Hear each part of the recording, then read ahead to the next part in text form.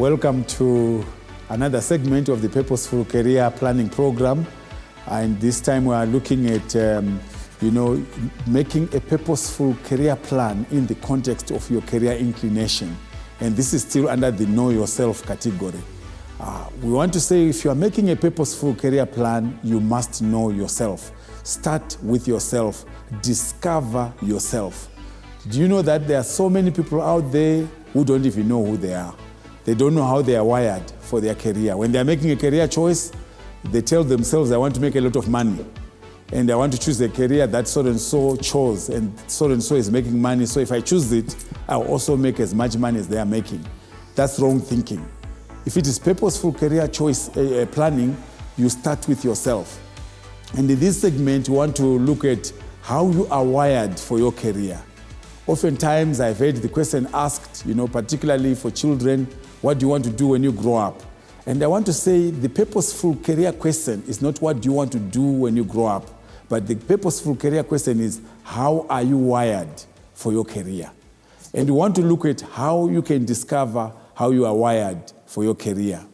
Professor John Holland did research in terms of career inclinations, which research gives a lot of indications, which I want to highlight in this particular segment, which will help you to discover how you are wired, for your career. And as you discover how you are wired for your career, you need to know that you need to do psychometric tests. There are actually psychometric tests that you have to go through, which help you to discover how you are wired. But some of these things, even as I share, you begin even to have some insight in terms of how you are wired. So John Holland came up with an acronym, which is known as Reassec. If you look at that word Reassec, writing it vertically, the first letter of that word is R, and is talking about people with a career inclination which is known as realistic. Realistic. So there are people whose inclination is realistic. Such people, there are people who are practical, they are hands-on when it comes to their careers. These are the people who will make great engineers. Some of them also are very good at working with animals or even agriculture. They're just hands-on people. They're outdoor. There are people who do very well with an outdoor career, but that career, is hands-on. And they are realistic, and they're categorized, as realistic in terms of their career inclination. And then the second letter there is I, which is investigative. And under investigative, you talk of people who are wired to solve complex science and mathematical problems.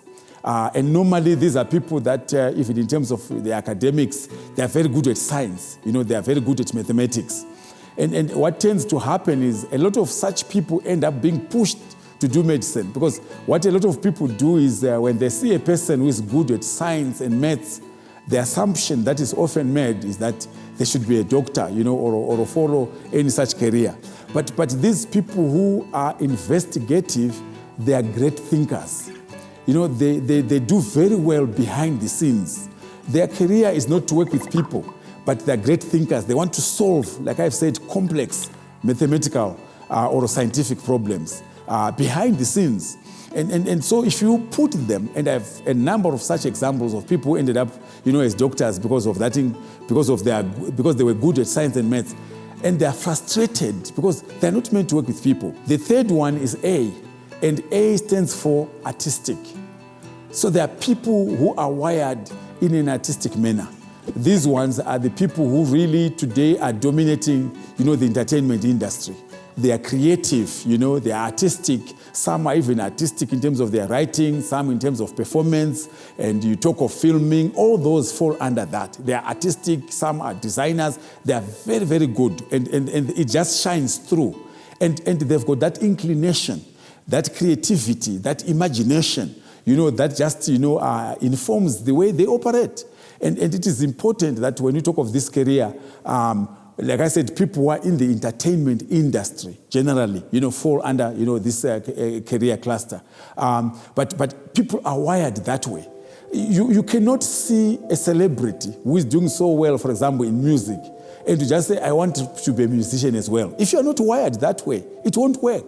You won't become a musician simply because you're on a stage and you have a microphone.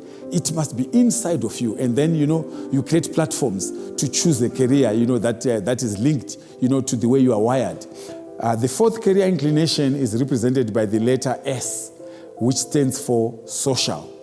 And these are people who are inclined to work with people and to help people to solve problems. They've got a big heart for people, and they want to be around people, but particularly to help people to solve problems. And you talk of people like counselors, pastors, they fall under such an inclination. You talk of teachers, people who give information to people. They are also, under this career inclination. People who are in the information industry, if you may want, they are under this career inclination. But these are people who have a love for people. When people are having problems, a person who has this inclination, their heart is moved. They feel, I want to help. I want to do something about it. Even in a school context, you find that a learner or a student who is an S, people tend to go to that person if they've got problems, because that person will listen, that person, will help. They take their time to listen to people. They want to carry other people's burdens, and they want to help other people, to solve their problems. So that's an S. And you find that even doctors, I go back to the medical thing, there are doctors, who will be good at science and maths, but if they have an S, then they make a very good doctor, or anyone in the medical field. Anyone who works with people and who helps people, must be a strong S, and that's an important one. And then you have got the fifth one, which is represented by the letter E, and that letter stands for enterprising. You have got people who are very good, and these are speakers, people who influence people. They are very good at business and politics, or business or politics. These are the people whom when you give them a stage, they will shape the way people think. They are also very good at marketing and selling. They can sell things, they can sell ideas. If you want anything sold, you want a strong E. These are the people who will make great entrepreneurs, because business naturally comes to them, and those are E's. And then the last one is it's C, which is conventional. The conventional ones, you find that they are very good, again at maths, but these ones are into organizing things. They work behind the scenes. They bring order. They are into detail. If you want administrators, if you want people who can plan something and have an eye for detail, you are talking of those who are conventional. And like I said, they are behind the scenes people. And yet they are great organizers, they are great administrators, and they make things happen. If you talk of any organization, if you have a C, they will really be a strong person, to anchor things and to coordinate, everything. So when we are talking about your career, it's important for you to know how you are inclined, how you are wired. But if you talk of these points I've looked at, you find that they are complementary. You may have a strong R, but you have got a second one, which complements it. So it is key for you to have a test, a proper psychological test, which will give you a report. And we are giving some of the links, that you're also seeing, which you can follow through, and you do a proper test which gives you a report. You cannot just wake up and say, I'm an R, or I'm an I. Yes, you may have the indications from your own self-assessment, but what I want to emphasize here is you need a proper test which brings in, the way you are wired. But as you do so, make sure you do proper tests that are authentic, because we have a lot of things online that are not authentic. So you need to get, certified psychologists, that actually give tests that will give you authentic results.